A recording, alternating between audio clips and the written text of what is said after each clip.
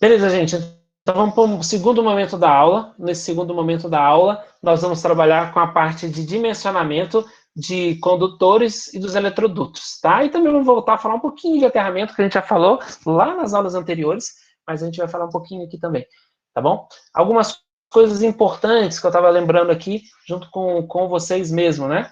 Faltou eu dizer o seguinte: eu preciso que vocês vai ficar como tarefa vocês fazerem, usarem o software, né, o Lumen, para avaliarem, na verdade, para simularem o maior cômodo que eu pedi para vocês do projeto. Só que não é só isso, né? Vocês vão ter que fazer o quê? Vocês vão ter que fazer o quê para mim? O que eu preciso que vocês deixem documentado no memorial de cálculo. A telinha que vai mostrar lá todas as configurações que vocês colocaram, né? Inclusive lá com a quantidade de lux, né? De acordo com a norma.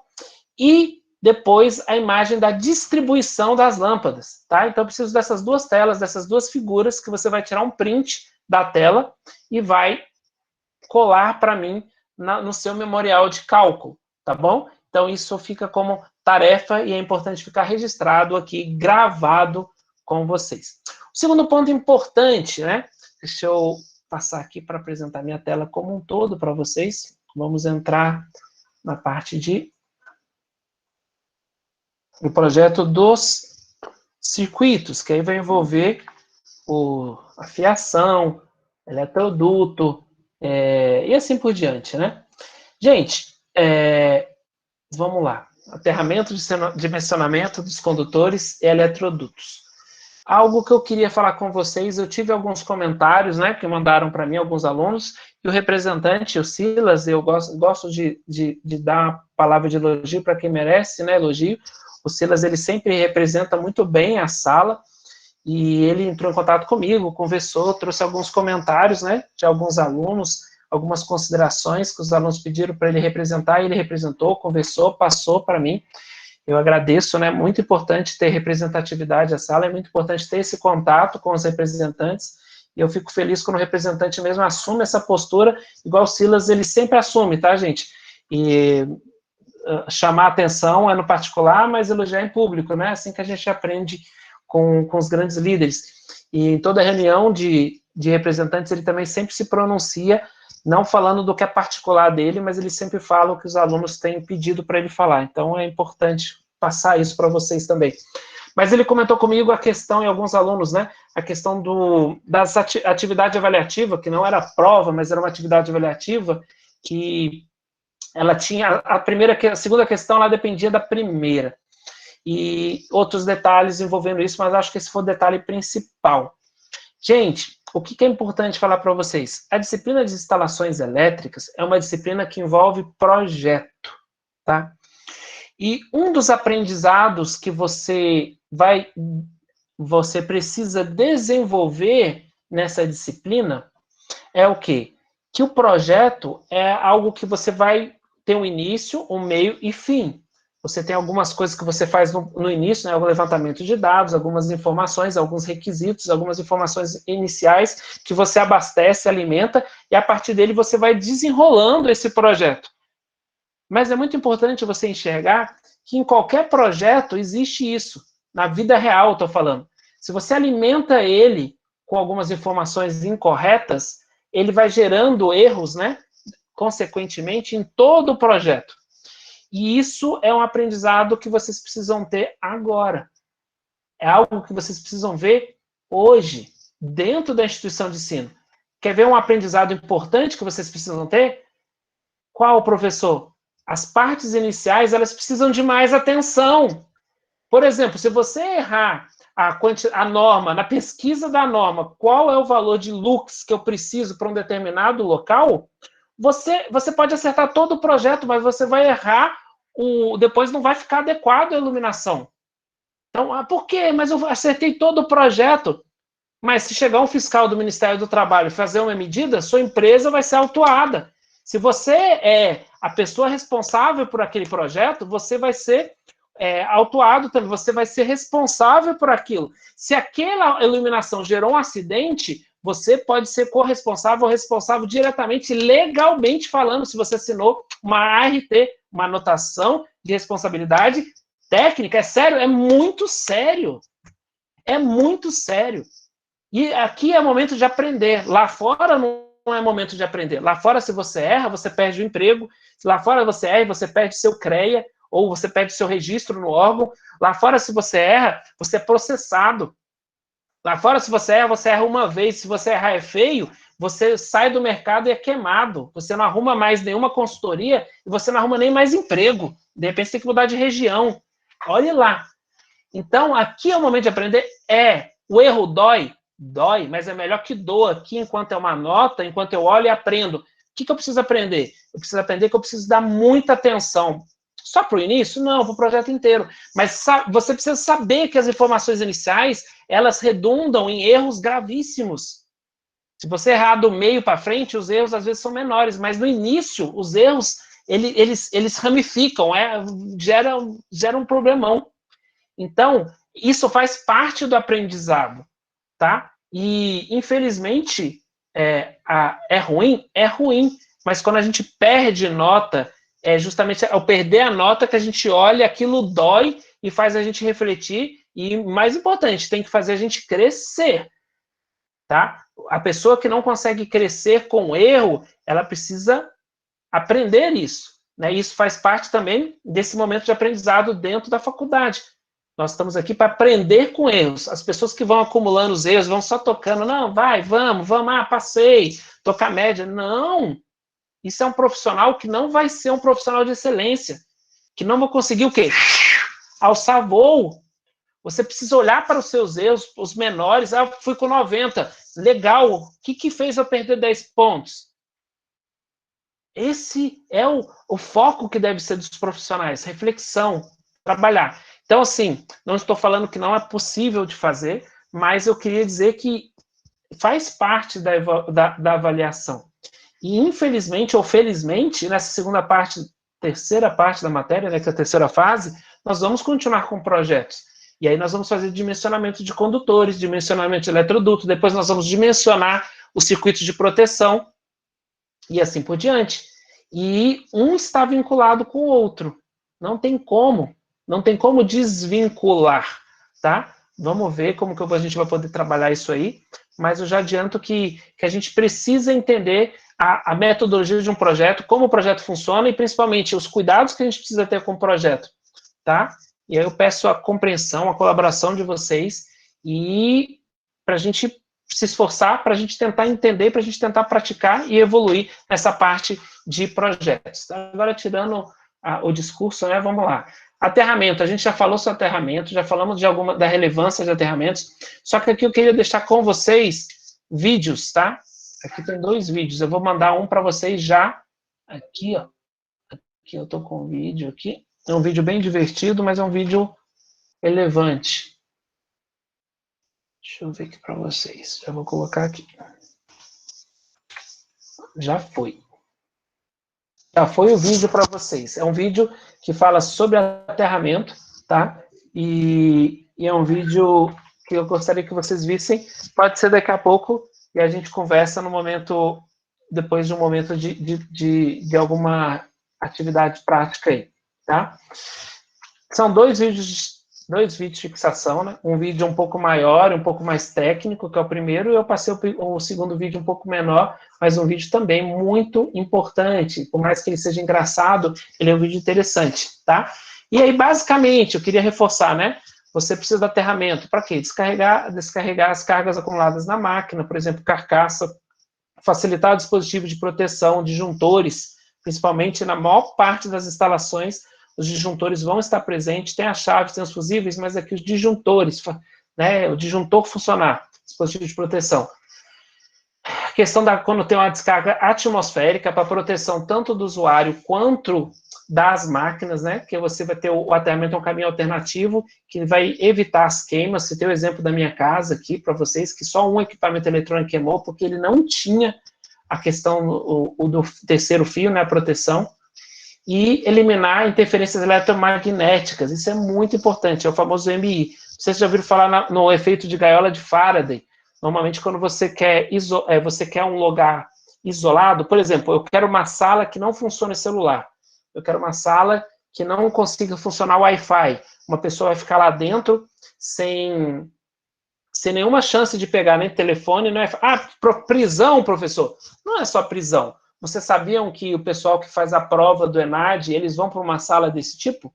Eles vão para um lugar onde que não funciona essas questões eletrônicas para não correr risco do quê? De vazar as questões, ainda mais nesse mundo tecnológico.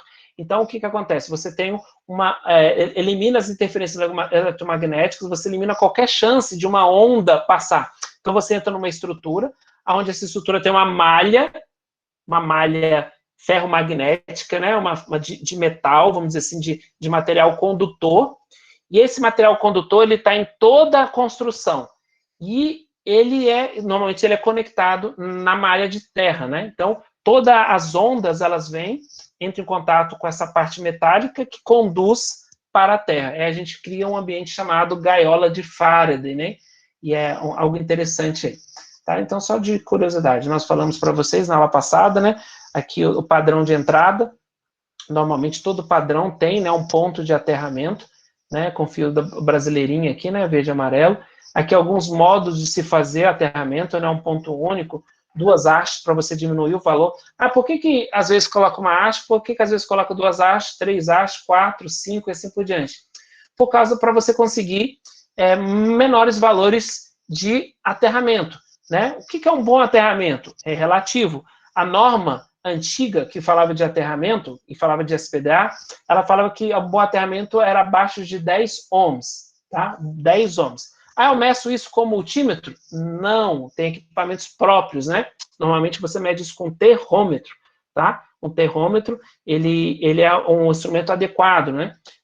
Um terrômetro, um alicate terrômetro, mas o terrômetro ainda é o mais indicado aí dos equipamentos normais, comuns de uso para fazer medida de aterramento. Então, você veio, colocou uma haste, mediu qual o valor de terra, né? O valor de resistência ôhmica aqui. Não entre aspas, não. O valor de resistência ôhmica. Deu 17 ohms. Deu 17 ohms. Mas por quê? Eu pus uma haste de cobre de 2,20 metros para debaixo da terra, né? Lá, por exemplo, aqui está falando 2 metros de profundidade, fica 20 centímetros para fora.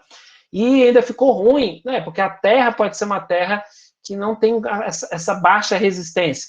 E aí, o que você faz? Tem pessoas que, por exemplo, aqui, né? Ele falou do sal grosso. Eu não gosto dessa estratégia. Acho que isso aqui, ela tem quantidade de tempo para durar. Então, a estratégia correta é o quê? Você coloca 2 hastes. Quando você coloca 2 hastes, você coloca elas em paralelo. Então, por exemplo, você põe 2 de 20, cai pela metade, cai para 10 ohms, e assim por diante. Põe 3, aí você faz o paralelo do valor da resistência das 3, e a resistência vai caindo. Então, quando você tem uma malha de aterramento, isso aqui é uma malha de aterramento, com várias hastes, você possui o quê? Um valor de resistência ohmica final inferior, mais baixo e mais adequado. Por que é mais adequado? Porque o aterramento é justamente o caminho que você está dando para a energia de menor resistência. Lembra que energia é igual a água passa por onde tem menor resistência. Tá? A água vai pelo caminho mais fácil. Energia, da mesma forma. A energia vai procurar o caminho com menor resistência ôhmica. Então, se o terra é a menor resistência, um raio vai cair e vai para o terra. Ele vai procurar o caminho com menor resistência para ir para o terra. Se você tem algum tipo de energia de fuga, ela vai o quê? Vai procurar o terra. Vai procurar a menor resistência possível para chegar e descarregar no terra, vamos dizer assim, tá bom? Então, aqui relembrando um pouquinho. Agora, entrando na questão mesmo de teoria voltado para projeto elétrico. Professor, demorou, mas chegou. Nós vamos falar da divisão dos circuitos, tá? Baseado como que nós dividimos os circuitos, professor? Baseado na nossa querida filha. A norma já fala disso, tá? Não é da cabeça, não é da experiência, é padronizado para que você consiga ter instalações, não dependa do bom senso das pessoas, da experiência, mas dependa do padrão. Então, a divisão da instalação em circuitos deve ser de modo a atender, entre outras, as seguintes exigências. Primeiro, a segurança, né? Evitando que a falha em um circuito prive de alimentação toda uma área. Conservação de energia, por exemplo, possibilitando que cargas de iluminação ou climatização sejam acionadas na justa medida das necessidades, né? Você consegue habilitar ou desabilitar tanto climatização como iluminação. O que tem a ver isso com... Primeiro, segurança, né? Você vai dividir os circuitos, tá? Para, por exemplo, iluminação. Eu faço iluminação de um galpão inteiro num único disjuntor. É possível? É. E se der algum problema nesse disjuntor? Vai desligar a iluminação do galpão inteirinho. Isso é seguro? Provavelmente não. Provavelmente você precisa o quê? Distribuir essa iluminação para que, caso exista um problema isolado num pedaço da iluminação, você consiga desligar somente aquele pedaço. Conservação de energia, tanto iluminação quanto climatização. Conservação é economia mesmo, né? Você ou liga todo o galpão ou desliga tudo. Não, pode ser que você esteja fazendo uso de uma determinada área e outra área não esteja. Climatização, ar-condicionado, ou liga tudo ou desliga tudo. Pode ser que tenha um ar-condicionado dentro de uma sala especial. E aí você liga todos os ar-condicionados da fábrica? Não, você separa a parte de climatização. Funcionalidade, né? Você pode também ter essa divisão de circuitos por funcionalidade. Você separa por função mesmo, o próprio nome diz, né? E viabilizando a criação de diferentes ambientes, como os necessários em auditórios, sala de reuniões, espaços de demonstração, recintos de lazer e assim por diante. Você pode criar uma função específica. Como é a função específica? No processo, por exemplo, você tem um processo que funciona a parte de resfriamento. Então, tem uma parte que é só resfriamento, tem uma parte que é só aquecimento, tem uma parte que é, sei lá, silk, e assim por diante. Deixa eu ver o que foi falado.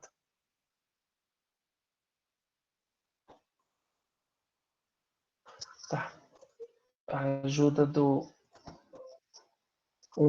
Isso mesmo, gente. Temos que uns estimularmos os outros.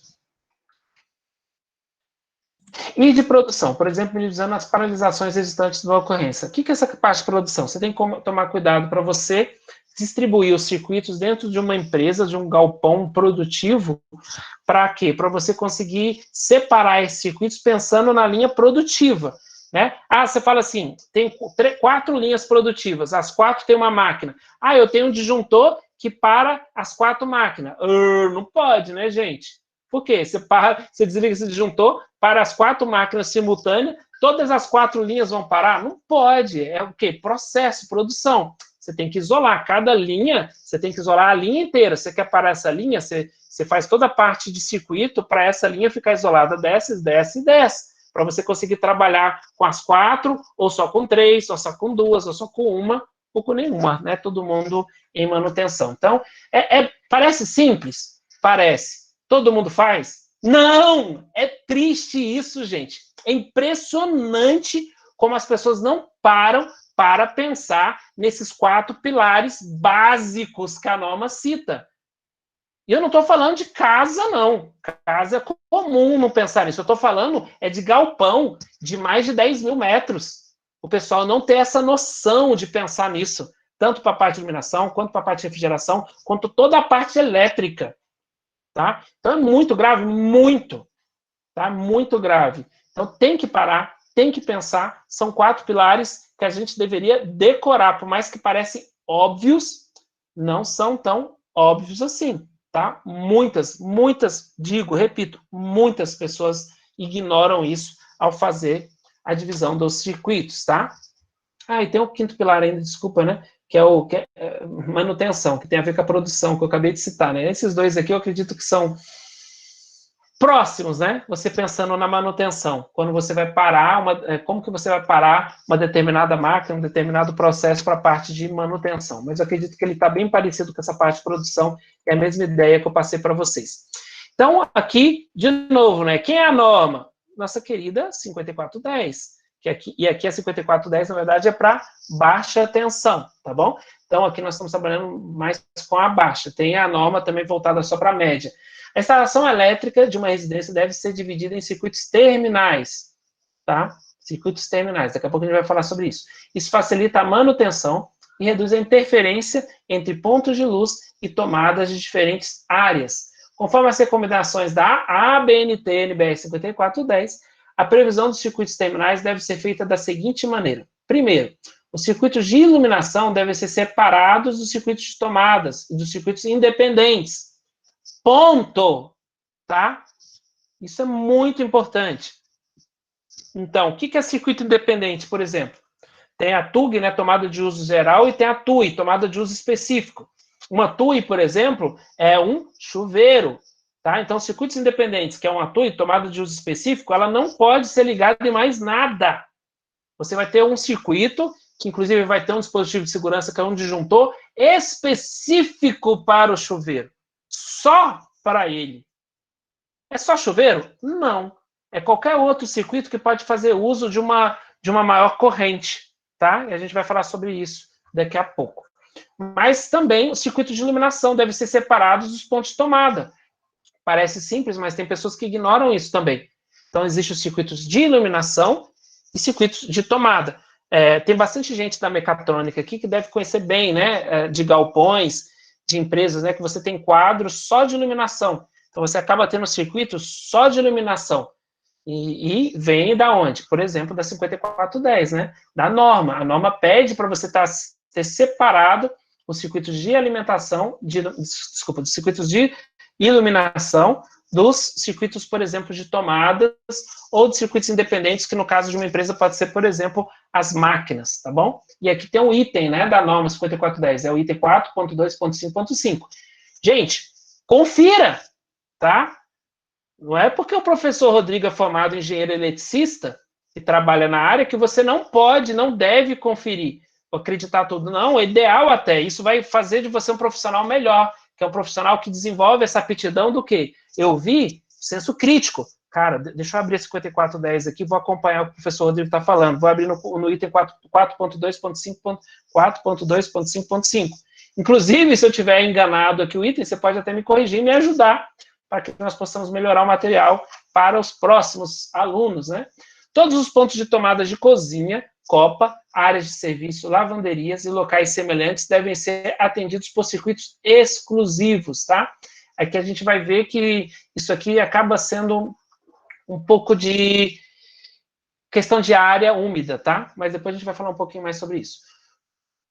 Todo ponto de utilização previsto para alimentar equipamento com corrente nominal superior a 10 amperes, de modo exclusivo ou ocasional, deve constituir um circuito independente, tá? Então, passou de 10 amperes, a sugestão, né, na verdade, né, a exigência da norma 5410 é trabalhar com circuito independente. O que vai ser o circuito independente? É o circuito dedicado para aquele ponto de utilização, para essa tomada de uso específico, né? E se vocês lembrarem bem, o nosso padrão novo, até 10 amperes é um tipo de tomada. Acima de 10 amperes, que é uma tomada de 20 amperes, você tem a diferenciação, né, o diâmetro, a espessura, né, dos pontos de conexão, da própria tomada, né, do vivo ali, né, do macho da tomada. Tá? E isso vai fazer diferenciação, isso deve gerar um alerta e deve gerar também algumas medidas. Ô, Silvando, você que estava falando de fazer instalação elétrica aí, tá aí, ó, já tem algumas dicas importantíssimas. Em 2 slides apenas, já acabamos de passar informações super relevantes e que uma boa parte, na verdade, uma parte gigante de eletricistas, que muita gente considera bons eletricistas, não seguem, tá? Não seguem. Mas deveriam, porque isso faz parte da norma, tá? Isso é norma, isso é padrão brasileiro, é a ABNT, tá bom? NBR, norma brasileira, que todos, sem exceção, deveriam seguir. Viu, professor? Oi. Aquela torneira elétrica que eu falei para você que eu estou reformando a churrasqueira do japonês lá, o cara ligou o fio da torneira elétrica junto com o da tomada de 220 ali, no mesmo plug ali, eu não sei como que não derreteu tudo. Aí eu peguei agora, eu mudei. Ele pediu para me ligar, liguei 2 fios fases separados e coloquei uma tomada 220 e uma do lado de 110, né, para ele. Aí a esposa dele perguntou para mim, mas esse fio verde da torneira aqui? Eu falei, esse aqui é o fio terra, tinha que ligar, mas não tem onde ligar, não tem fio aqui. O japonês falou para mim, esse fio terra não serve para nada. Eu falei, vocês não sabem o que é isso daqui, a falta desse fio aqui. Aí ele falou assim, ah, não, não tem nada, não tem nada, não pode isolar ele do lado. Eu peguei e isolei, não tinha onde ligar. É problema. Infelizmente, se a instalação elétrica não te possibilita, né, o ponto de aterramento, se ela não tem disponível, aí fica complicado. Quando as pessoas não acham o ponto, o fio de aterramento, né, de proteção, normalmente, Silvana, elas ligam no neutro. Mas pode, outros isolam também. Fazer o quê? Que o neutro, na verdade, não é um aterramento, né? O neutro é o caminho de retorno, tá? O neutro é um caminho de retorno, não é aterramento. Então é importante também fazer essa diferenciação. Mas tem aí, Silvano, ó, vai acompanhando aí que são várias as sugestões importantes, tá? E são sugestões básicas e que são mais a gente precisa considerar aí nas instalações elétricas. Não, beleza. Tem 2 lives para mim passar os conduítes e montar a instalação da mulher lá. Vou treinar um pouco. Isso mesmo, treina lá. E foi muito bem que você colocou. Provavelmente, essa torneira de aquecimento, né, como ela é uma resistiva, ela pode se comportar como um chuveiro e provavelmente ela pode sim vir a necessitar de uma TUI, né, uma tomada de uso específico, igual a gente acabou de ver, que é um circuito dedicado só para ela. Ah, tá. Então, ó, continuando, normalmente nós vamos ter 4 tipos de circuitos terminais, pelo menos, né? O circuito de iluminação, para pontos de tomada, tá? 2 para os circuitos independentes, tá? Chuveiro, torneira elétrica, por exemplo, tá? Então, normalmente, iluminação, pontos de tomada, pontos de circuitos independentes, né? Normalmente o chuveiro sempre vai ser um ponto de circuito independente. Eu estou citando um outro exemplo de outro circuito independente, né? Dentro de uma casa que você pode ter. Então, normalmente, isso não quer dizer que é sempre, né? Pode ser que tenha uma construção que tenha só esses 3 aqui. Um para iluminação da casa inteira, o que não pode. Não é que não pode, não é sugerido, né? Nós vimos os 4 pilares. Não é adequado. Para ponto de tomada também, que não é adequado, né? Você tem um só circuito para tudo isso. E circuito independente. Se você só tiver um chuveiro na casa, você vai ter só um circuito independente, né? Então, circuito de iluminação. Normalmente opta-se por dividir as cargas de iluminação em mais de um circuito. Obviamente, né? A gente pensa nisso.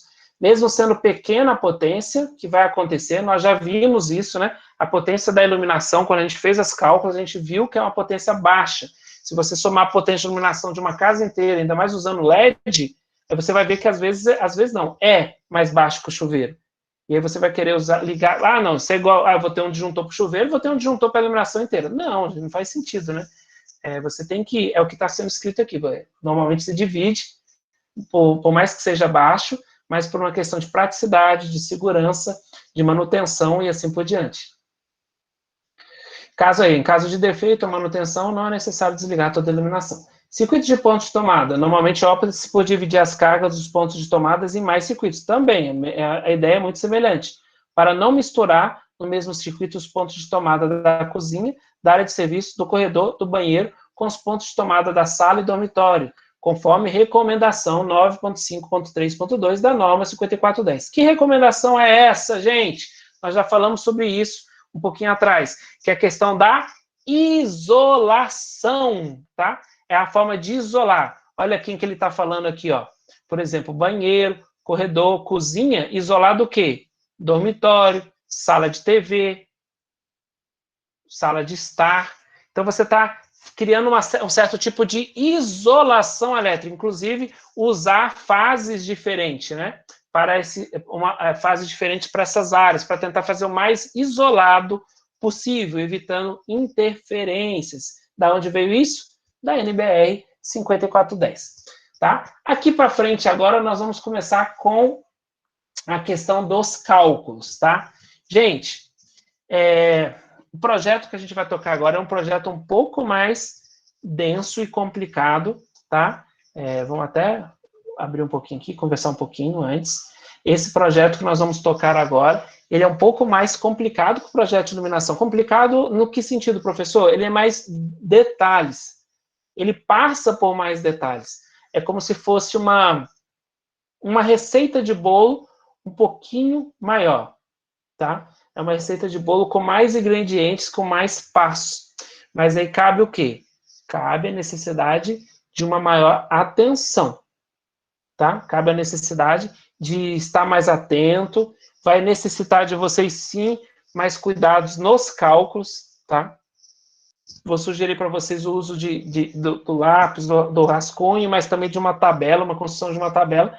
E aí a gente vai passar aqui uma primeira vez, vamos tentar exercitar, vamos tentar enxergar como um todo, e depois vamos praticar. Não é simples, mas vamos praticar isso aí, tá bom? Então vamos lá. É bom só dar uma reforçada e para a gente tocar a bola. Tá? Então vamos lá. Primeiro ponto, cálculo das correntes. Nós vamos calcular as correntes básicas do circuito. Então vamos lá. Corrente IC, nós vamos chamar essa corrente IC de corrente calculada, tá? E IB, corrente de projeto. Primeiro circuito que nós vamos calcular, ele se chama circuito de distribuição, tá? Qual é o circuito de distribuição? O circuito de distribuição é aquele circuito que sai lá da minha entrada até o meu quadro geral da casa.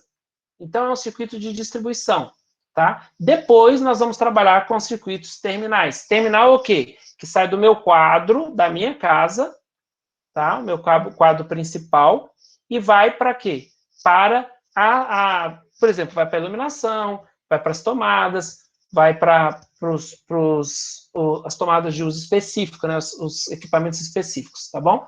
Então, aqui a gente vai trabalhar o quê? Nós vamos trabalhar com esses circuitos para, na sequência, a gente trabalhar com algo que é talvez o mais importante e a essência do projeto elétrico, dimensionar as seções, as bitolas da fiação, tá? Dos cabos.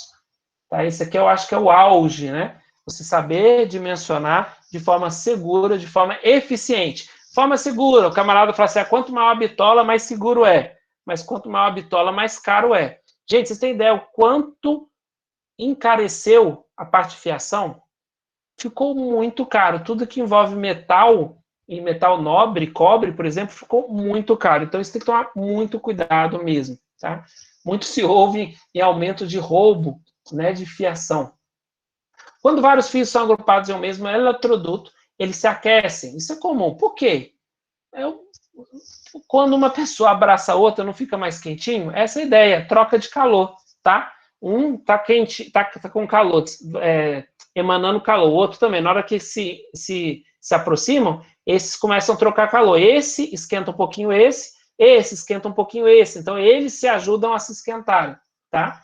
E, nesse caso, a gente tem o risco de um curto-circuito ou princípio de incêndio, tá? O risco aumenta, né? Quando você tem cabos aquecendo, esses cabos aquecendo um encontra com o outro. Por isso que você tem que tomar muito cuidado com o cálculo da fiação para você não permitir. Então, para que isso não ocorra, é necessário usar fios ou cabos de maior seção, bitola, para diminuir o efeito desse aquecimento. Então, a corrente IC é corrigida através do fator de agrupamento, tá? A primeira coisa importante, a explicação. Por que existe um fator de agrupamento, professor? Fator de agrupamento é um fator de quê? Segurança. O pessoal fala que é um fator de medo, né? Eu ia falar outra palavra e eu tive que elaborar para não falar uma palavra feia que o pessoal usa, né? Mas é um fator de segurança, é um fator que o pessoal fica com medo. Então, se você tem dois fios, você está trabalhando com eles nas bitolas corretas, beleza. Mas quando você trabalha com eles juntos, aí tem a questão de um aquecer o outro. Se tem mais um terceiro, todos estão se aquecendo. Você tem um quarto, todos estão se mutuamente aquecendo. Então, o que você usa? Você usa um fator de agrupamento que, na verdade, é um fator de segurança que vai forçar você a diminuir o consumo, né, vamos dizer, essa corrente, ou você aumenta a bitola, para quê? Para evitar possíveis problemas, né, dessa troca de calor. Então, você tem lá a corrente IC, que é a corrente do circuito, né, do circuito que a gente está falando inicialmente de distribuição. É a potência aparente. Lembrem, aparente não é potência ativa, nem reativa. Lembra, potência em watt é potência ativa. Potência aparente é o quê? VA, que é a maior do triângulo de potência. Aí você tem o triângulo de potência, que na verdade é assim, né? Onde essa aqui é a maior potência. Essa é a potência aparente, tá bom? E é ela que a gente usa para fazer as contas. Então, você tem a potência aparente dividido pela tensão nominal de trabalho, você acha a corrente IC. Para você achar IB, que é a corrente de projeto, que você divide por um fator de agrupamento. Então, está aqui só para a gente relembrar. Isso aqui é um projeto, tá? Esse é onde a gente quer chegar. Você tem um quadro, tá? Aqui. O que é o circuito de distribuição? O circuito de distribuição é o que está ligado aqui até a sua entrada. Até o seu ramal de entrada, aqui, por exemplo, né? E aqui, ó, você consegue enxergar. Aqui, ó, você tem um quadro de entrada e você tem aqui o ciclo de distribuição, ó, ao seu quadro interno. Tá? Então, é isso que nós estamos falando. Depois que chegou no seu quadro interno, você vai ter os ramais, os circuitos de circuitos terminais, tá? Que são esses caras aqui, ó. Que vai, por exemplo, um circuito só para o chuveiro, aí tem o circuito de iluminação. E tá errado aqui, não, tá certo sim, a iluminação tem aqui o interruptor, né, para iluminação, e tem esse outro circuito, por exemplo, de tomadas, perfeito, tá, desenho top, na entrada aqui aterramento, belezinha, e aqui nós temos o que a gente vai chamar da versão final do nosso projeto, né, que tem toda a parte de iluminação, tá, iluminação, os eletrodutos para iluminação, ó, o ponto, né, da tomada do interruptor, as tomadas, né, circuito de tomada e assim por diante, tá bom? Nós estamos falando, então, que nós vamos trabalhar em duas etapas. Primeiro, os cálculos envolvendo o circuito de distribuição, que é essa parte aqui. Segunda etapa, os circuitos terminais. Show? Vamos para cima. Primeira etapa, circuito de distribuição. Então, qual que é o primeiro passo? Lembrando, é uma receitinha. Se você quiser até pegar, tomar nota, lápis e papel, já anota aí. Quanto mais... Você sabia que o fato de você usar o lápis e o papel, isso ajuda você a fixar melhor? Se você só vê uma fixação, se você vê e escuta, dois tipos de fixação. Se você vê, se você escuta e se você copia, três tipos de fixação. Se você vê, escuta, copia e depois você ou passa limpo, você faz resumo, você faz exercício, você está 4 vezes, né, 4 tipos de fixação. Se você vê, escuta, copia, estuda, repassa a matéria, faz resumo e ensina um colega, por sinal, nós tivemos a abertura da monitoria, processo de monitoria, tivemos acho que só uma inscrição dentro de toda a parte de exatas, que as pessoas não estão valorizando o quê? O ensinar. Esse cara é quem turbina o seu processo de aprendizado. Por quê? Quando você vai ensinar, você pensa no que você está falando, você reflete, e somente você vai ser capaz de ensinar se você realmente absorveu aquele conteúdo. Então fica a dica, tá? Esse é um dos outros motivos por que a gente trabalha com aprendizado em projetos, em grupos. Por quê? No grupo existe um aprendizado mútuo. Eu ensino meu colega me ensina, o outro colega me ensina, eu ensino outro colega, e essa que se compartilhar, zero, que é uma aceleração da sua maturação do conhecimento e do seu crescimento numa área específica do saber. Vamos voltar, parar de filosofar e voltar aqui. Então, o primeiro passo é montar a tabela de divisão de circuitos. Como assim, professor? Tabela de divisão de circuitos. Você vai ter aqui o circuito, o tipo do circuito, a tensão desse circuito, os locais, tá? Aonde vão atender esse circuito, e a potência ativa. Prestem atenção, ativa, está em watt ainda, ó. Depois nós vamos transformar ela em aparente usando o fator de potência.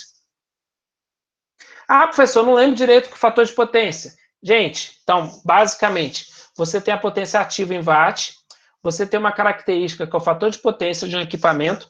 Quando você divide potência ativa pelo fator de potência, você acha a potência aparente, em volt ampere.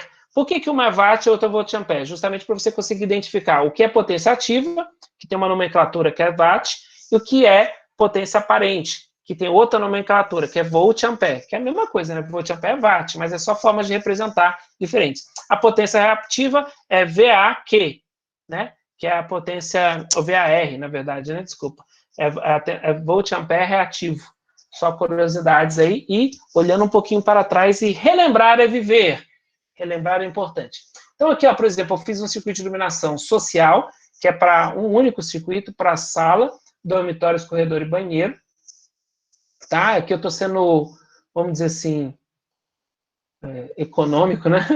Outro circuito de iluminação de serviço, que é o quê? Copa, cozinha, área de serviço. eu economizei bastante aqui, mas também é óbvio, né, gente? É o nosso primeiro exemplo, e aqui para não ficar muito grande, né? Então, nós estamos considerando aqui uma casa pequena, tá? Uma casa bem pequenininha, e aqui a gente considerou, então, um ciclo de iluminação para sala, dormitórios, corredor e banheiro.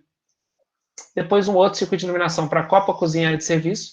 Aqui tem as potências, né, de cada um dos circuitos. Poderia até ser mais equilibrado, né? Esse aqui ficou maior, esse ficou menor. Mas aqui, por que não ficou? Porque aqui é social e aqui é serviço. Lembrando do quê? Do quê? Do quê? NBR 5410. Você tem que separar a área molhada, né? Essa área de maior ruído, né? Que é a cozinha, que é a copa, relacionada a eletrodomésticos mais geradores de ruído, a área de serviço, a máquina de lavar e assim por diante. Do quê? Da área mais social. Dormitórios, corredores, a sala, né? Dormitório, sala, televisão, videogame, DVD, essas coisas. Então, você divide aí. Tem essa ideia. Por isso que você acabou não dividimos aqui, né? A iluminação. Mas só de curiosidade aqui também.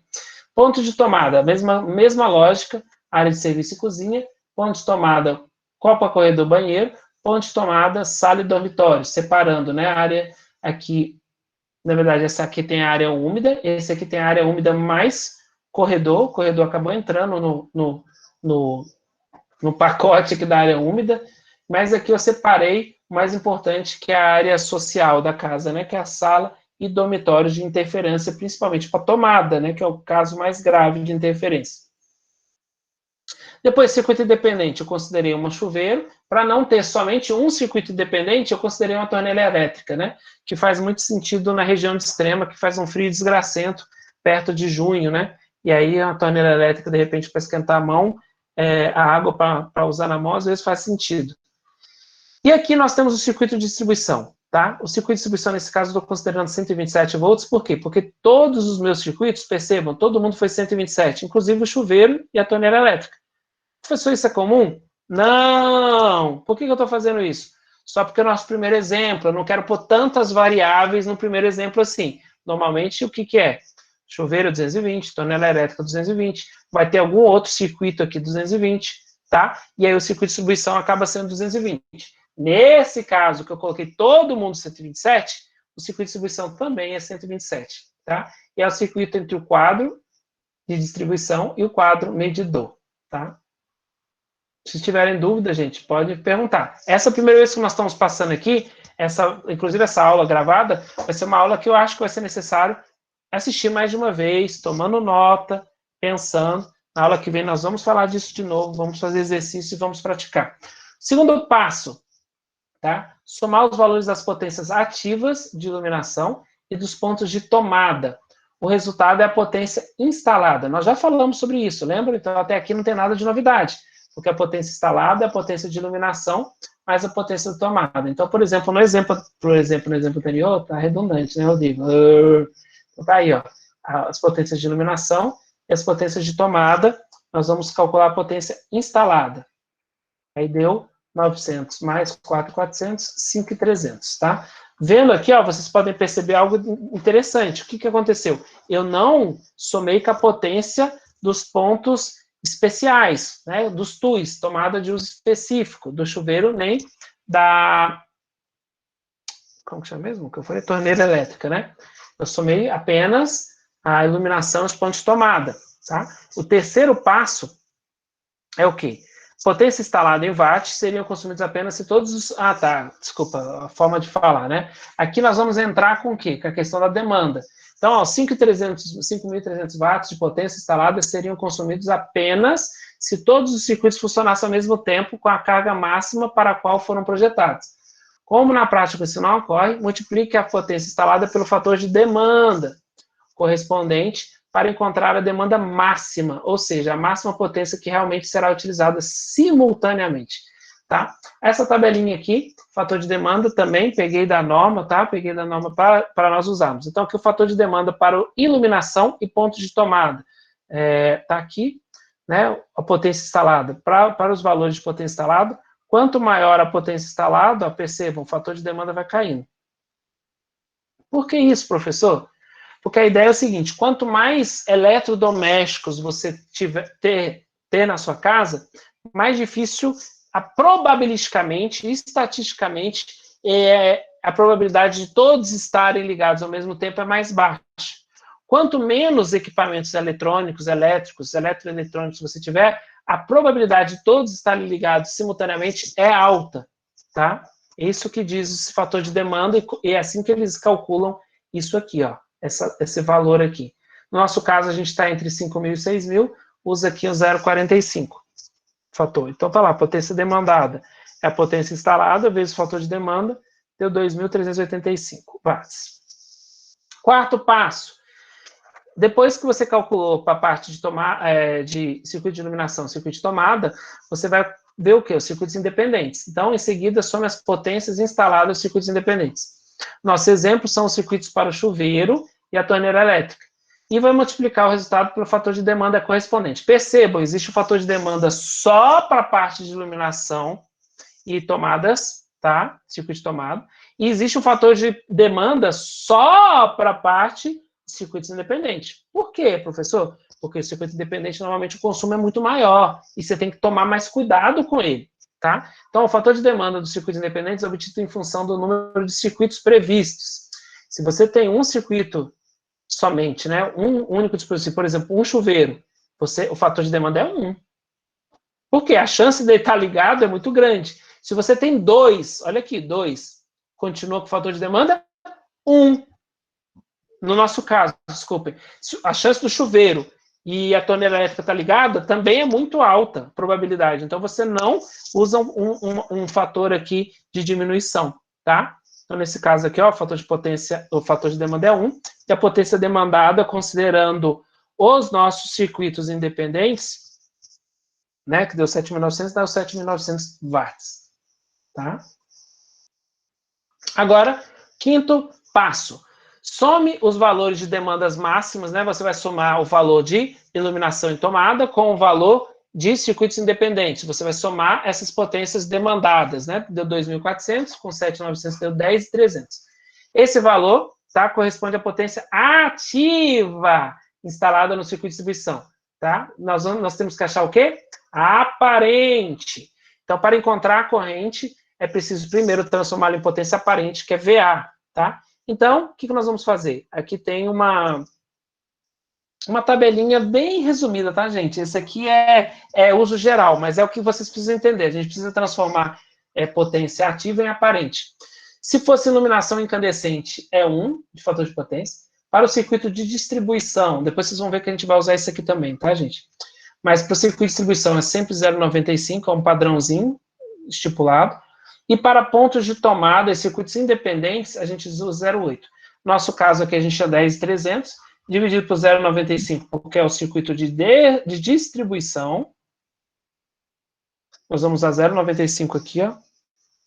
Tá? Que é também tá ali no nosso procedimento da nossa norminha. E aí, 10.300 por 0,95 deu 10.843. A partir daqui, você tem um sétimo passo, que é o quê? Você tem a potência aparente, e você calcular o quê? A corrente IC do circuito de distribuição.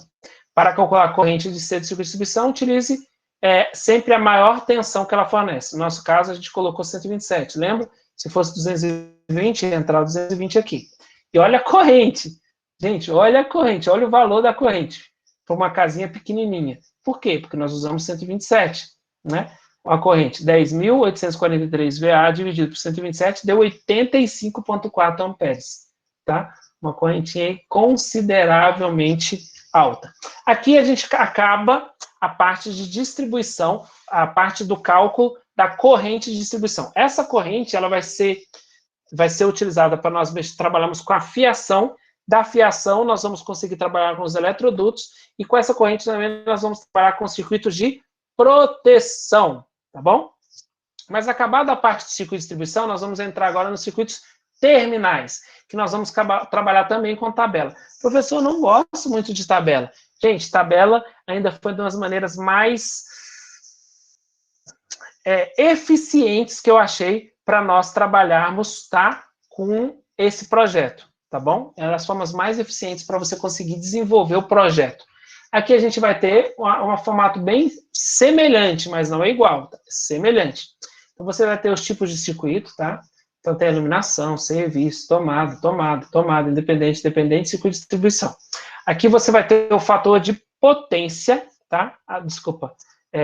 A transformação de potência aparente, né? Você vai ter a potência aparente ativa dividida pelo fator de potência, você vai achar a potência aparente. Por que eu já coloquei essa coluna aqui? As pessoas às vezes confundiam. Pode ver que aqui não está em watt igual a outra tabela. Vamos voltar lá para mostrar a outra tabela. Vocês vão ver e de repente vocês podem ficar confusos. Essa tabela aqui, ó, tá todo mundo em watt, que é potência ativa. Essa próxima tabela ali já está em VA, porque é potência aparente. Eu já usei. O que eu usei, Rodrigo? Professor, eu usei esse cara aqui para fator de potência. 1 para iluminação incandescente, 0,8 para pontos de tomada e circuito independente. Então, aqui, ó, essa iluminação, eu considerei iluminação incandescente, porque era 640 watts, eu dividi por 1, deu 640 VA. Já aqui, ó, também usei o incandescente, desculpa, já aqui, ó, pontos de tomada. Não, aqui eu usei 0,8, né? Por quê? Porque aqui, ó, 0,8, olha lá, para pontos de tomada e circuitos independentes. Você usa o fator de potência de 0,8. Então, eu usei 0,8 na conversão. Peguei a potência ativa, dividi por 0,8, tá aqui, ó, potência ativa, dividido por fator de potência que é 0,8, e eu achei aqui esses valores. Então, nesse caso aqui, ó, percebam que está um pouquinho diferente do cálculo para o circuito de distribuição. Né? O circuito de distribuição, a gente vai achar a potência aparente lá no final. Aqui eu já calculo na primeira tabela. Aqui tem a tensão. E aqui, nossa, olha, ficou aqui, ele corrigiu aqui, né? Desculpem, né? Isso aqui tudo é ampere, tá? Aqui já é a corrente calculada. IC, que é o quê? A potência aparente dividido pela tensão, você acha que é a corrente. Então, tem aqui a corrente de todos os circuitos.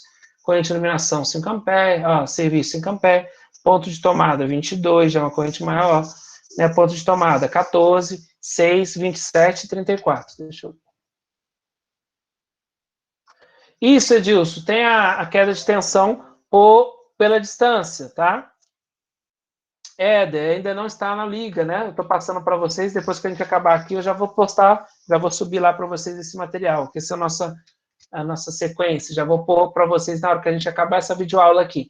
Tem sim, com relação à distância, no final do projeto eu vou mostrar para vocês. Por que nós não estamos considerando agora, nesse momento, a queda de tensão? Porque nós ainda vamos para a definição da bitola do fio. Na hora que nós formos para a definição da bitola do fio, nós vamos considerar, sim, perfeito, muito bom, a questão das distâncias, que fazem diferença, porque tem a queda de tensão de acordo com a distância.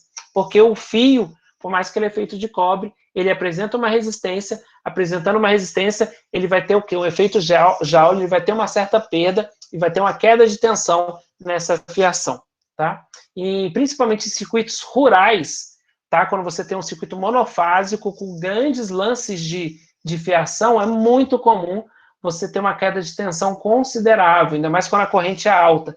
Em vez de chegar a 127 volts, chega a 105 volts, né, AC e assim por diante. Muito bem colocado. E na tabela A já foi calculada a potência aparente, né? Aqui, ó, muito importante. Ó, potência aparente. Tá? E aí a gente falando sobre circuitos terminais, né? Dentro dos circuitos terminais nós temos os pontos de tomada de uso geral. A gente vai chamar isso de TUI, né? Ponto de tomada de uso geral. Tomada, uso geral. TUG, desculpa, né? Tomada de uso específico, que é o TUI. TUG, tomada de uso geral. TUG, tá? Aqui, ó, nós temos o que está saindo do quadro. Normalmente, no quadro, você vai ter o seu disjuntor, tá? E nesse caso aqui, a gente está considerando até um disjuntor diferencial residual, um DR da vida, tá? E você vai ter um ponto de equipotencialização, um barramento aonde chega o seu ponto de aterramento, e desse ponto de aterramento sai o fio de proteção. Então, aqui nós estamos mostrando como montar um circuito monofásico, nesse caso, né? Monofásico 127. Você vai sair do seu disjuntor, ou não, no caso do seu DR aqui, uma fase, tá? Um fio de fase, um fio de neutro, e do seu barramento de proteção, né, do seu ponto de potencialização, você vai sair com uma brasileirinha aqui, né, com a fio de proteção. Então, você vai ter aqui os três, né, aqui o padrão antigo, né, desculpem, tem que atualizar isso aqui, mas é que eu gosto muito dessa figura aqui, mas é só você pensar que são os três naquele formatozinho, né? Então, você vai ter um fase, um neutro e o fio de proteção. É assim que você vai montar os seus circuitos terminais, né? Por exemplo, circuitos terminais para tomadas. E percebam, ó, você tem uma tomada aqui, a outra tomada, ela está como? Está em paralelo, ó, ela pega, ó, a fase dela é a mesma fase da tomada anterior. O neutro dela é o mesmo neutro da tomada anterior. A proteção dela, o fio de proteção, é o mesmo da tomada anterior. Então, no mesmo circuito, todos os componentes eles estão em paralelo, tá? Eles não estão em série, eles estão em paralelo. Por quê? Porque aí mantém a mesma tensão. Você possui a mesma tensão e a corrente final que sai e passa por esse circuito é a soma de todas as correntes aqui. Tá, pensando aqui, avaliando essa nossa planta, né? Esse nosso projeto. Não é um projeto dos mais simples, né? Acabei colocando aqui um projeto com pelo menos 2 dormitórios, sala, banheiro, corredor, copa, cozinha e área de serviço. Mas pensando aqui, você vai ter o quê? Você vai ter alguns eletrodutos, tá? Aqui são os eletrodutos por onde vão passar os circuitos. Então, tem eletroduto, que são eletrodutos por debaixo da terra, ou eletrodutos que estão passando por cima da laje, tá? Aí aqui é a diferenciação da simbologia, que depois a gente vai falar mais sobre isso. Considerando esse eletroduto aqui, ó, esse eletroduto, na verdade, esse conduíte, tá? Dentro desse conduíte, nós estamos considerando 4 circuitos. O circuito de iluminação de serviço, pontos de tomada e torneira elétrica. Tá? Isso aqui é uma simulação. Professor, como que eu sei quais circuitos estão passando dentro desse conduíte aqui? Dentro desse eletroduto, por exemplo. Eu sei porque eu sou projetista, tá? Basicamente é isso, né? Eu estou contando isso para vocês, mas quem vai definir isso? O projetista. O projetista que vai definir quais são os circuitos que vão passar por quais caminhos. Tá? Aqui eu estou fazendo um exemplo só para vocês entenderem. Considerando isso, por que é importante? Desculpa, por que é importante isso? Você precisa saber quais os circuitos que vão passar em todos esses conduítes, todos esses eletrodutos, tá? Por quê? Porque você vai ter o quê? O fator de agrupamento. Então, você precisa saber quais os números de circuitos que estão passando em um mesmo caminho para você saber qual vai ser o fator de agrupamento que você vai usar. Então, lá, ó, número de circuitos agrupados. Grupos de 2 ou 3 condutores. Tá? Depois a gente vai ver isso aqui. 2 ou 3 condutores. Nesse caso, no nosso caso, lá são 4 circuitos que estão passando naquele caminho.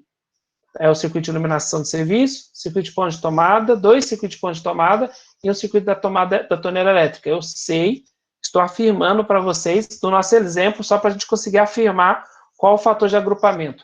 No projeto de vocês, vocês vão definir por onde vão passar cada um dos circuitos.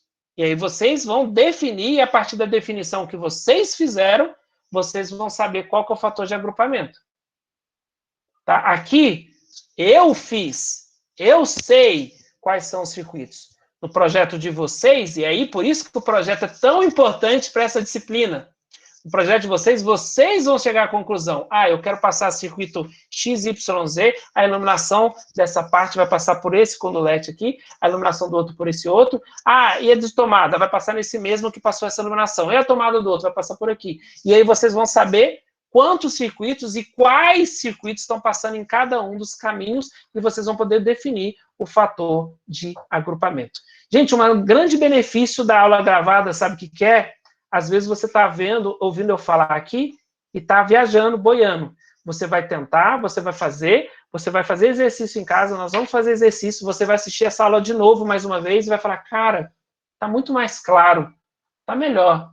Na hora que você assistir a terceira vez, você fala assim, nossa, mas agora parece tão óbvio. Isso é importante? É extremamente importante. Isso acontecia muito, uma experiência própria, né? Ao ler livros e a ler artigos científicos. Às vezes eu lia o artigo pela primeira vez, falava, cara, não entendi patativas disso aqui.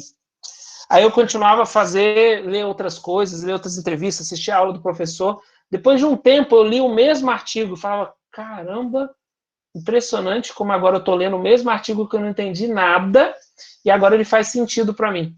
E isso é muito interessante, e isso é um dos pontos positivos, né? Que nós temos nesse estilo de aula moderno que nós estamos tendo agora. A partir daí, nós temos as correntes de projeto, tá? Como que calcula a corrente de projeto? Nós tínhamos corrente IC, que foi calculada lá atrás. Eu sei que o projeto está grande, está cansativo, mas por isso que nós vamos ver hoje, vamos ver na semana que vem, vamos ver na outra semana, e vamos repassando. A partir daqui, vocês têm as correntes de projeto, né? Desde 5 A até 34. Você vai ter o maior número de circuitos agrupados, que é aquela questão que eu falei que vocês vão precisar fazer isso no projeto de vocês vão definir. Depois você vai ter o fator de agrupamento, que nós acabamos de ver dessa tabela aqui anterior. Essa tabela dá o fator de agrupamento ó, de acordo com o número de circuitos agrupados. Então, a partir do número de circuitos agrupados, eu tenho o fator de agrupamento. E aí você acha a corrente IB. Corrente IB, normalmente maior. Por quê? Fator de segurança. Você divide isso por isso, acha isso. Isso aqui é um fator de segurança, tá bom? E aí vamos caminhando para a parte, já de finalizar a parte de dimensionamento, para encontrar a bitola correta do fio ou cabo a serem utilizados em cada circuito, utilizaremos a tabela a seguir baseado no que? ABNT NBR 5410. Então, o procedimento que nós estamos seguindo, a tabela que nós vamos mostrar, ela está onde? 5410. Existem algumas diferenças de procedimento? Podem existir de um para o outro, pode existir de até mesmo sugestões de uma empresa de fornecimento, mas a gente está seguindo o quê? O padrão da 5410, que é a norma brasileira, tá? E aí a gente encontra o método de referência das principais formas de se instalar fios e cabos em sua residência. Então, lá, em nosso exemplo do circuito 1, supondo que o teto seja de laje, tá? Aqui nós estamos considerando o quê? Já mais uma característica da nossa construção, laje. E que os eletrodutos serão embutidos na laje, podemos utilizar condutores isolados ou cabos unipolares em eletroduto de seção circular embutido em alvenaria. Tá? Isso aqui ó, é uma definição da norma, daqui a pouco eu vou mostrar para vocês. Nós vamos considerar que ele está embutido na alvenaria. É o segundo esquema na tabela, seu método de referência é B1. Se em vez de laje o teto fosse um forro de madeira, que também é muito comum, ou gesso, utilizaremos o quarto esquema e o método de referência mudaria. Então, vamos lá. Então, tá aqui os métodos de referência, tá? Se você tem lá condutores isolados ou cabos unipolares em eletroduto de seção circular embutido em alvenaria, aqui é a nossa descrição, ó. Olha o desenho. Tá aqui o seu eletroduto, e aqui, ó, ele está embutido na alvenaria. Você usa o método de referência B1, tá? Aqui, ó, é um outro tipo. A alvenaria está aqui, tá? E o seu condutor está aqui, ó, do lado de fora. Condutores isolados ou cabos unipolares em eletroduto aparente de seção não circular sobre a parede. Não está embutido na parede, está sobre a parede. E é o quê? Aparente. Possivelmente uma eletrocalha, vamos dizer assim, né? Aqui, condutores isolados ou cabos unipolares em eletroduto aparente de seção circular sobre a parede. Da mesma forma, a parede está aqui, ele está para fora. Ou espaço dessa menos 0,3 vezes diâmetro do seu eletroduto. Está aqui, ó. B1 ou B2 é condutores isolados em eletroduto de seção circular em espaço de construção. Né? Então, você está aqui, ó, ele está dentro de uma área construída. E o D é soterrado. Nem precisa ler aqui, né? Você já consegue ver, ó. Eles estão dentro, isso aqui é terra. Terra. Terra. Terra. Ah, professor, onde que tem terra? Gente, é muito comum. Aqui é a minha casa, o circuito de distribuição é debaixo da terra. Né? Vem da entrada até meu quadro de distribuição dentro da casa, por debaixo da terra. Então, é muito comum terra, muito comum embutido, muito comum também algum tipo de eletroduto, eletrocalha, né? Na parede. Tá? E isso muda o quê? Esse método de referência aqui, ó. A partir do método de referência, lá, o método de referência, você vai estar aqui, ó. Tá? Existe o método B1, B2 e D. Aí você vai achar o quê?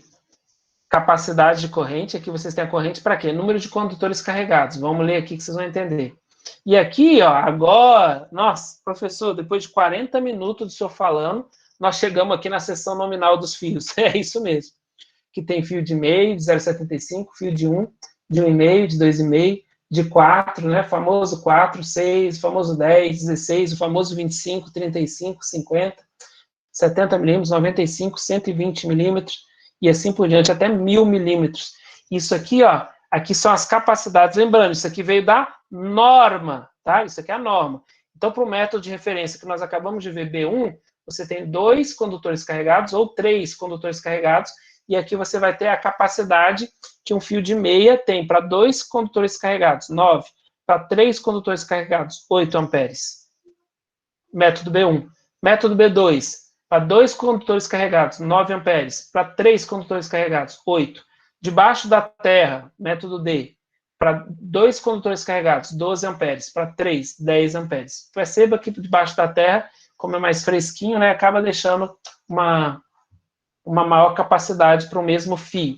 No exemplo do circuito 1, há 2 condutores carregados, que é o quê? Uma fase e um neutro. Olha que interessante, ele considera o neutro carregado. Por quê? O neutro não é terra. O neutro é retorno, tá? O circuito de terra é o circuito de proteção, teoricamente, tá? Então, conforme a tabela, a sua corrente corrigida, IB, é 7,2, e o método de referência que devemos utilizar é o B1. Portanto, de acordo com a tabela a seguir, a seção bitola mínima do condutor deve ser 0,5. Então, tá lá. Monofásico a 2 condutores. São 2 condutores carregados. Monofásico a 3 condutores. O que é 3 condutores monofásico?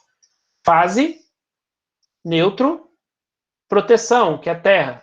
Mas ele considera o quê? 2 condutores carregados. 2 fases sem neutro. O que é 2 fases sem neutro? Fase, proteção. Ele considera só 2 carregados. 2 fases com neutro. Aí é fase e neutro. Não tem a proteção. O terceiro é o neutro. Ele considera 3 carregados. Trifásico sem neutro, são 3 fases, são 3. Trifásico com neutro. Aí chega até o 4º fio, né? No exemplo que a gente colocou, ó, IB, a corrente corrigida era 7,2 amperes, tá? A corrente que eu tenho do circuito. Eu sei que é o método de referência B1, que ele está na laje, está na alvenaria. Então, olha aqui, B1, 7,2 amperes. Ah, são só uma fase e um neutro, são 2. Então, olha aqui nessa coluna aqui, ó, 2, B1, 2. 9. Já o fio de meia suporta 9 amperes. Eu vou ter uma corrente de 7,2. Ah, professor, está meio perto. Não se esqueça, esse 7,2 já tem a parte de segurança, tá? Já foi considerado segurança. Não coloque segurança sobre segurança. Tá? Já existe um fator de segurança aqui. Então, 7,2, aí eu tenho 9, suporta até 9, então eu usaria meio, que é aqui, ó, a bitola deve ser de 0,5 milímetros. Aqui você vai ter agora todos eles, o que a gente fez. Então, lá, iluminação social foi para meio, ponto de tomada, 6 milímetros, por quê? Por causa da corrente. Ponto de tomada, 2,5, ponto de tomada, 0,75, circuito independente, 6, circuito independente, 10, circuito de distribuição, 25. Professor, vamos lá? Vamos, calma, vou mostrar para vocês. Eu vou escolher um desses aqui e depois vai ficar com uma atividade para vocês, o quê? Vocês verificarem os outros. Vamos pegar esse aqui que é o mais violento, ó. O terceiro item, que é o ponto de tomada que deu 6 milímetros. Vamos ver ele lá atrás. Terceiro, ó. Olha quanto que deu a corrente dele corrigida. 35 amperes,1. 35,1. Vamos olhar na tabela. É o mesmo método. Opa, desculpa. É B1, são 2. 35, ó. 35 amperes. Esse fio não suporta. Essa bitola não suporta. Essa bitola não suporta. Essa não suporta. Essa não suporta. 32 não suporta. 41, aí suporta, né? 35 é menor que 41. Então, um fio de 6 milímetros suporta até 41 amperes, então 35,1 vai suave. E tá aqui, ó, 6 milímetros.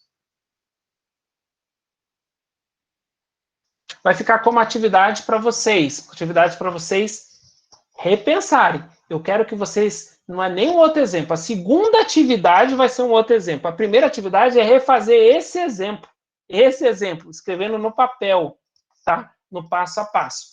Mas tem mais um ponto importante que a norma diz, a própria NBR 5410.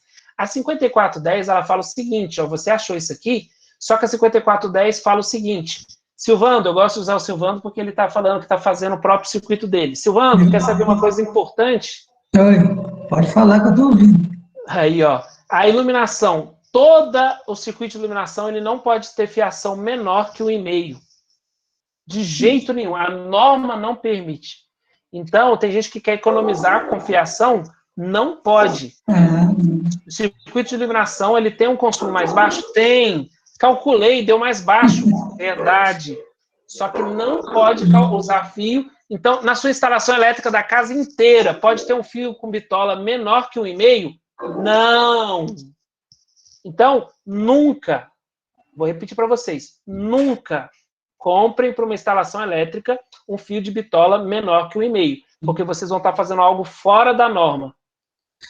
Aqui a minha casa, que ficou em 4.700 de fio e disjuntor, fora as tomadas, interruptor, tudo que eu fiz. Aí, o professor, esses 6 milímetros aí nas tomadas aí, qual tomada seria? De 2, é a normal, 2,5. Ah, tá, você está falando por causa da espessura, né? Aqui a gente calculou, ficou uma espessura muito grande, né? Essa tomada aqui ficou com essa bitola de 6, é uma bitola muito grande mesmo. Quanto que é a mesma corrente? 35 amperes que a gente colocou, né? Então é a tomada maior. E não ficou muito adequado, não, para falar bem a verdade, viu, Silvando? Esse aqui é um exemplo teórico. Se você for pensar bem, para uma tomada, ele realmente uma bitola bem alta, né? O ideal é, de repente, dividir isso aqui, para diminuir essa bitola desse fio aqui. Você tem razão, pensando na parte prática. Viu, professor? Ficou uma bitola muito grande. Ficou. Na minha casa, fui eu mesmo que passei todos os fios aqui, na cor, do jeito que estava pedindo tudo. Aí eu conversei com um colega meu que é eletricista, ele falou para mim, liga tudo cor com cor. Aí o 1,5 das lâmpadas, eu liguei. A hora que eu coloquei um disjuntor, que ele, qualquer coisinha está desligando. Aí, a hora que eu liguei o disjuntor, apagou todas as lâmpadas, não ligava de jeito nenhum. E para ele resolver isso daí, eu não sabia o que eu tinha feito. Eu liguei o vermelho das lâmpadas, não acendia nada, desligava o disjuntor, aí deu trabalho para ele, mas ele arrumou para mim. Só que eu não sei até hoje o que eu fiz ali, e ele também não soube explicar para mim, não. Entendi. Ah, mas faz parte do show, mas realmente ele tem que identificar. Essa parte de identificação é muito importante. Né? Tem que identificar, tem que ver, tem que seguir o padrão de cor. Daqui a pouco a gente vai chegar no padrão de cores. Não, tá? Mas aí o Silvano falou e foi muito bem colocado. Obrigado, hein? Realmente, isso aqui para tomada, 6 milímetros, na prática, é uma bitola meio grande mesmo, uma bitola de fio grande. Para chuveiro, isso é normal, né? Para chuveiro, para circuito independente. Mas para uma tomada, realmente, uma tomada fica meio grande, essa bitola de fio. Mas aqui é o ponto importante também que eu queria reforçar para vocês. A seção mínima. Não pode ter iluminação, uma seção menor que 1,5. E não pode ter, em pontos de tomada e circuitos independentes, circuito de distribuição, uma seção menor que 2,5, tá? Não pode. Olha para cá, ó, daqui para cá houve uma transformação. Ó. Eu tinha achado 0,5. Passando pela norma, vira 1,5. Achei 0,5, passei para a norma, vira 1,5. Aqui, ó, ponto de tomada, era 0,75. A norma não permite 2,5. Eu tenho que transformar o que a norma permite. Então, de acordo com a norma, você nunca vai achar uma seção mínima inferior a 1,5, tá? Para iluminação, e nunca você pode achar uma seção menor que 2,5 milímetros para tomada, circuitos independentes ou circuito de distribuição. E aqui vem exatamente o que foi falado pelos meus colegas, né, os meus alunos aí que estão atentos e conhecem um pouco mais de circuitos elétricos, né? Aqui você tem o quê? O comprimento máximo dos circuitos, né? Nos casos em que o quadro, distribuição ou medidor ficam distantes da casa, deve-se levar em conta o comprimento máximo do condutor em função da queda de tensão. Então, todo condutor ele vai ter uma queda de tensão. Quanto maior o cabo, maior a queda de tensão. Então, você tem aqui, por exemplo, ó, a capacidade de condução dele é 15,5 do fio, né, da seção de 1,5. Para um eletroduto não metálico e 7,27 volts, você pode, no máximo, aí, o comprimento máximo do circuito em função da queda de tensão, no máximo 8 metros. Para 220, no máximo 14 metros. Para eletroduto metálico, no máximo 7 metros. Para 220, no máximo 12 metros. Então, você vai ter aqui toda a parte de comprimento máximo. Ah, o comprimento vai ser maior. Eu estou com fio de 1,5, só que eu preciso de um comprimento maior que 8 metros. Você não vai poder usar o 1,5. Você vai ter que fazer o quê? Passar por cima. Você vai sair do 1,5 e vai usar o 2,5, por exemplo. Tá? Você vai ter que usar o próximo, né?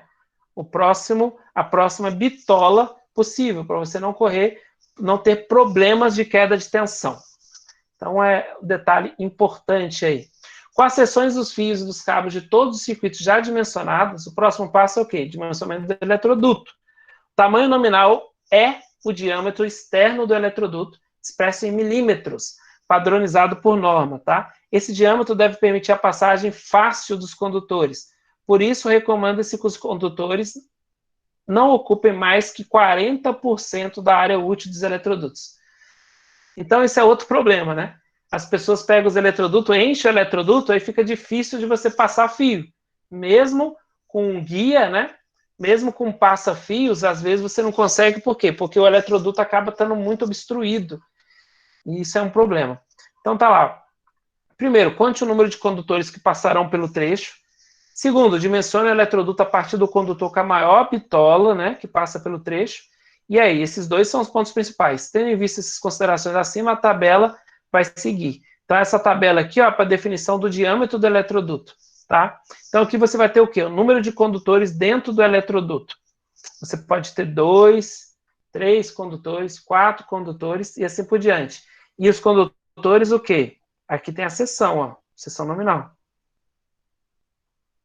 Então, se você tiver, pelo número de condutores que você tem, você vai ter, e a seção nominal do maior cabo, tá? Do maior fio. Eu tenho mais de um fio passando lá. Você vai considerar sempre a maior bitola. Então, você vai olhar aqui, ó, a bitola e o número de condutores. Deixa eu ver se eu pus o exemplo aqui. Eu pus o exemplo, né? Por exemplo, do A aqui, ó. O A, eu estava considerando... Deixa eu ver se eu... Ixi, não coloquei o número aqui. Eu considerei 3, né? E a bitola maior de 10. Então, foi 3. E a bitola maior, 3 condutores, né? Passando dentro do eletroduto. Todos eles de 10 milímetros. E aí eu achei o quê? O diâmetro do eletroduto. 3 condutores passando dentro com uma bitola de 10, né? Aí eu tenho... de novo, pois lá. Você vai ter 20. E assim foi indo. Eu não coloquei, na verdade, eu coloquei o A, B, B, C, D, mas eu acabei não colocando aqui a bitola final, né? Desculpem. Aí faltou para complementar, tá? E é assim que calcula o diâmetro do eletroduto. A partir do número de condutores que passa dentro, tá? Você está vendo que tem uma limitação máxima aqui de 10 na tabela, para você evitar de passar mais de 10 no mesmo eletroduto. E aqui fala o tamanho, né? Da seção nominal do maior, e aqui você vai calcular o que? O tamanho nominal do eletroduto em milímetros. Por que milímetros? Porque é diâmetro, tá? Professor, só falou para raio na nossa cabeça. Foi quase 1 hora de gravação. 1 hora de gravação, tá?